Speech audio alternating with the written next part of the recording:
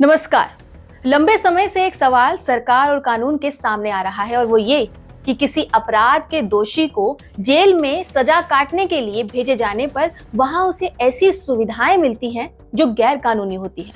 यानी जब वो इंसान जेल के बाहर था तब वो कानून को ताक पर रखकर किसी अपराध को अंजाम दे रहा था और इसके बदले जब उसे सजा मिलती है तो वो जेल में भी वक्त काटने के लिए गैर कानूनी रास्ता अख्तियार करता है। इसे लेकर लंबे समय से सवाल उठ रहे थे कि कानून की आंख में धूल झोंककर जेल में बंद किसी कैदी को नियमों के खिलाफ फोन या टीवी जैसी सुविधाएं कैसे मिल जाती हैं और इसके लिए कौन जिम्मेदार है। आखिर जेल के अंदर किसी कैदी के पास फोन या हथियार कैसे पहुंचता है। जाहिर है कि जेल की सुरक्षा व्यवस्था में किसी तरह की कोई चूक होती होगी या फिर किसी कर्मचारी की मिलीभगत, जिसकी वजह से चार दीवारी के अंदर निगरानी तंत्र पर सवालिया निशान है। अब केंद्रीय मंत्रालय ने इस मसले से निपटने के लिए जेल कानून में एक नया नियम बनाया है जिसमें कैदियों पर निगरानी के लिए लेटेस्ट टेक्निक और इलेक्ट्रॉनिक ट्रैकिंग का इस्तेमाल किया जाएगा। अगर चेकिंग में किसी कैदी के पास मोबाइल फोन पाया जाता है तो उसे 3 साल की सजा दी जाएगी। पर सवाल ये कि क्या इस तरह के कानून का निर्माण कर देने से ये समस्या खत्म हो जाएगी।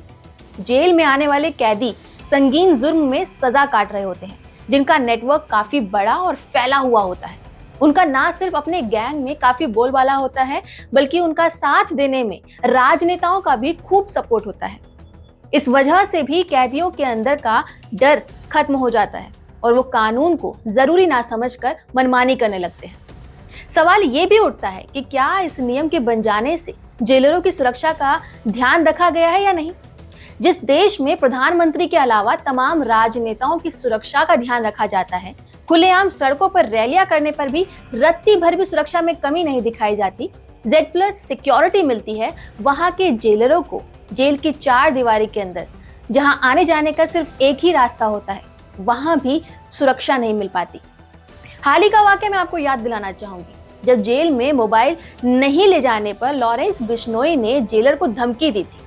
यही नहीं, उसने जेलर के बच्चों तक को उठवाने और मारपीट का डर भी दिखाया था। यानी जब भी किसी जेलर ने इस बात का ध्यान रखा कि किसी कैदी के साथ कैसा व्यवहार किया जाना चाहिए या किसी बात की मनाही होने पर क्या एक्शन लेना चाहिए, इन शॉर्ट अपने फर्ज को निभाने की जिसने भी कोशिश की है तो उन्हें और उनके बच्चों को मौत का डर सताने लगता है। ऐसे में इस नए कानून के बनने से अगर कोई जेलर इसकी सूचना कानून को देता है तो क्या ये उसके लिए असुरक्षा पैदा नहीं करेगा। जेल और जेलर की जिंदगी में धमकी और मुजरिम एक साथ चला करते हैं। तिहाड़ जेल के एक्स जेलर सुनील गुप्ता ने भी अपनी एक किताब में इस बात का जिक्र किया है कि उनके कार्यकाल में अक्सर उन्हें धमकियां मिलती रहती थी। नौकरी के दौरान भी और नौकरी से रिटायर होने के बाद भी बदला लेने की धमकियां खत्म नहीं होती। कितना अजीब है ना कि अपनी ड्यूटी, अपना फर्ज निभाने वालों की जान की कीमत कुछ भी नहीं।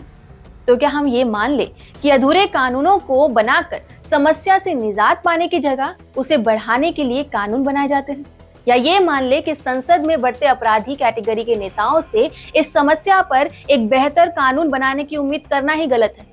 क्या सरकारें खुद क्राइम को बढ़ावा नहीं दे रही हैं? क्योंकि अगर नेताओं और उनके परिवारों को पूरी सेफ्टी दी जा रही होती है तो जेलर या अफसरों में ये कमी क्यों? इस पर आपका क्या कहना है, हमें कमेंट करके जरूर बताएं। धन्यवाद।